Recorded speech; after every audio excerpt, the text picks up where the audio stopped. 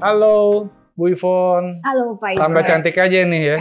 Kita sudah nggak ketemu berapa tahun nih? 14 tahun nih Bu ya? 14 tahun ya. Wah, itu terus Ibu pergi ke Vietnam. Iya. Nah, kembali 8 tahun lagi. lah kurang lebih. Nah, saya dengar Ibu mempunyai gagasan game changer nih Bu. Bisa jelaskan nggak Bu? Kira-kira yang dimaksud game changer itu apa Bu? Sebenarnya game changer menurut saya itu adalah membalikkan keadaan Pak.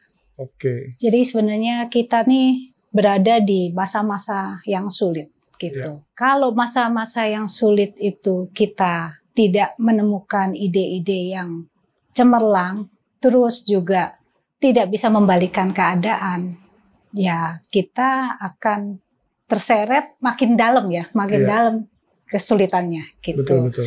Jadi kita harus temuin hal-hal yang bisa mengangkat keadaan tersebut jadi lebih baik, itu aja sih.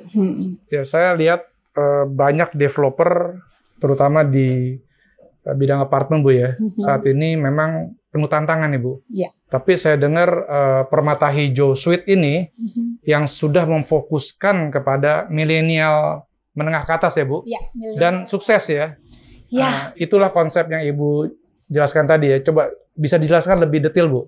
Game changer sendiri itu diawali dengan ketika kami menemukan resep cara bayar anti-inflasi Pak. Anti-inflasi. Jadi kalau mau ditarik ke belakang sedikit, sebenarnya ini juga merupakan pengalaman pribadi Pak. Jadi mungkin saya pernah jadi milenialsnya zaman tahun 98-an.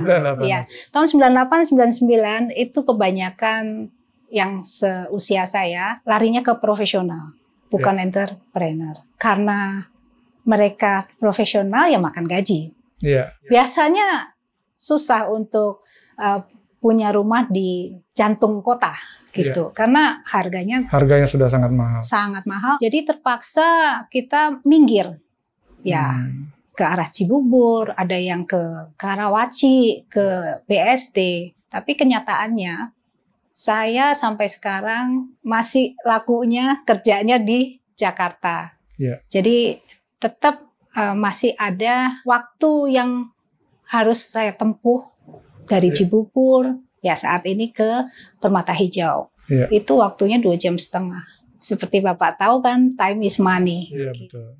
Ini semua sebenarnya yang mengenhance, membuat saya harus berpikir gimana caranya para millennials ini nggak usah tunggu mapan, tapi sudah bisa ambil unit yang besar. Karena justru gini Pak, kenyataannya anak-anak muda justru yang perlu unit besar. Karena dia akan berkeluarga, anggota keluarga nambah. Ketika uangnya pas-pasan, dia harus belinya ya mungkin cuma yang 1 bedroom. Ketika nambah anak, dia harus mapan dulu untuk beli rumah yang lebih besar. Tapi kenyataannya juga nggak kekejar juga karena inflasi selamanya lebih tinggi daripada kenaikan gaji. Betul. Nah, untuk itu tahun 2017 di Permata Hijau Suites kami luncurkan 1 bedroom, 2 bedroom, 3 bedroom, cicilannya sama. Oh, sama. Yes. Nah, maka dari itu millennials satu demi satu masuk, Pak. Tapi milenial yang kelas apa? Milenial kelas A. Milenial kelas A ini ternyata tahun-tahun segitu, tahun 2016-an, ternyata mereka kebanyakan baru pulang dari luar negeri. Dari luar negeri ini mungkin dari sekolahnya, terus mungkin ada yang sedang bekerja atau habis kontrak. Sebagian dari mereka ternyata bawa pasangan orang asing, Pak. Nah, dari situ cikal bakal dari PHS jadi punya klien yang expat. Sekarang positioning PHS adalah where the young expat lives.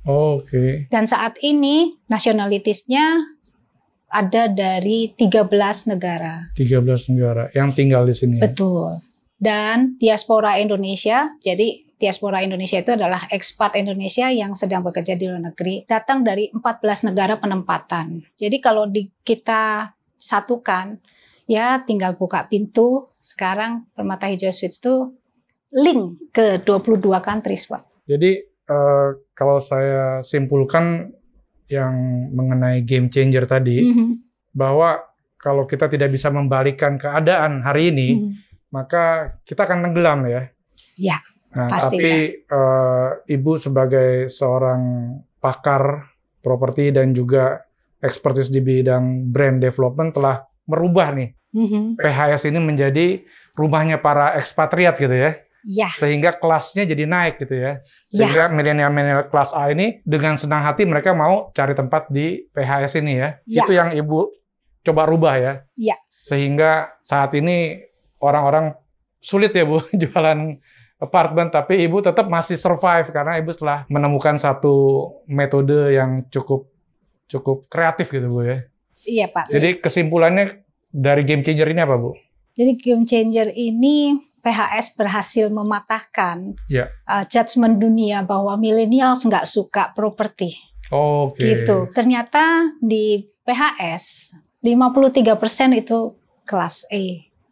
Millennials. Wah, luar biasa nih ya. Terima kasih nih Bu, waktunya nih Bu. Mudah-mudahan kita bisa mendapat pencerahan dari Ibu lagi. Terima kasih. Terima kasih Pak Ismet.